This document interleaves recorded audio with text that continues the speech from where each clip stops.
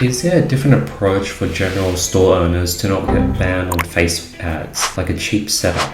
Great question, Tom. Now, the first thing that came to my mind is creating niche general stores. Like if you create a pet store and you make it look really, really branded and it looks like an authentic pet store and you're just selling a ton of different pet products, that should work. Like, let me think about it.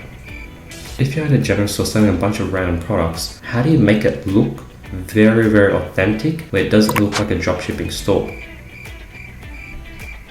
Like AliExpress, Walmart, they run advertisement with zero issues because obviously they have a brand name. I think if you truly create like a Walmart looking website, if your website looks this clean, I don't see why you would get banned because most dropshipping stores look like dropshipping stores. Now, how would you create this? Well, the best way is to get a theme. Get like a theme that looks like this. I usually go on Upwork and I actually sometimes get people to build me a custom theme modeling after, say, Walmart. Because if your store looks like this and you have a nice name like Walmart, or you say Hello Mart, see if Hello Mart is a store. Hello Mart. Okay, it's not. But let's see if the domain is hellomart.com. Interesting. Might be available. The approach you'll take for a general store is making it highly branded looking so that you do not get banned. The reason why most people get banned is because their stores look like dropshipping, arbitrage, crappy looking stores. What?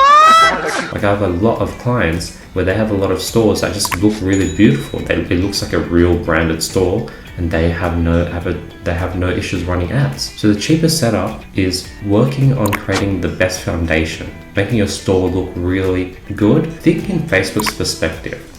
Would they want to advertise your store to their own audience? If the answer is yes, you're in the good. If no, if you personally wouldn't want to order from that product, so would the Facebook rep that's reviewing your store.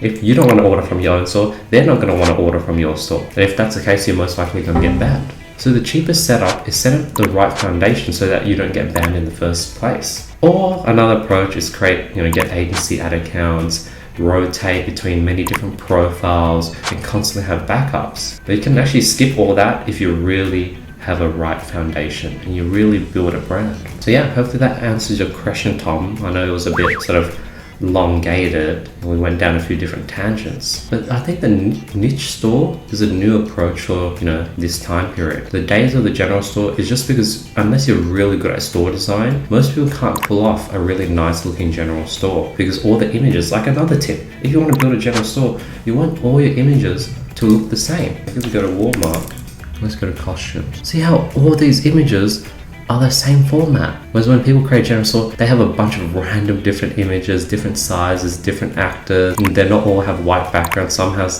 there's no consistency. And that's sort of why the general store approach is very difficult to not get banned because people don't know how to build good stores around. So yeah, hopefully this answers your question, Tom. As always, if you're really serious about getting into dropshipping, getting into building a general store, a niche store, and getting serious into e-commerce, let me know if you're interested in a 45-minute biz audit where I can review your current plan and strategy on what you plan to do, give you some tips, see the products that you wanted to test, see the type of store and approach you wanted to take, go over your long-term goals, and see if we can potentially help you out. Because when you're first starting out, you can save a lot of money and time just by getting the right advice. But thank you so much for the support on my YouTube channel.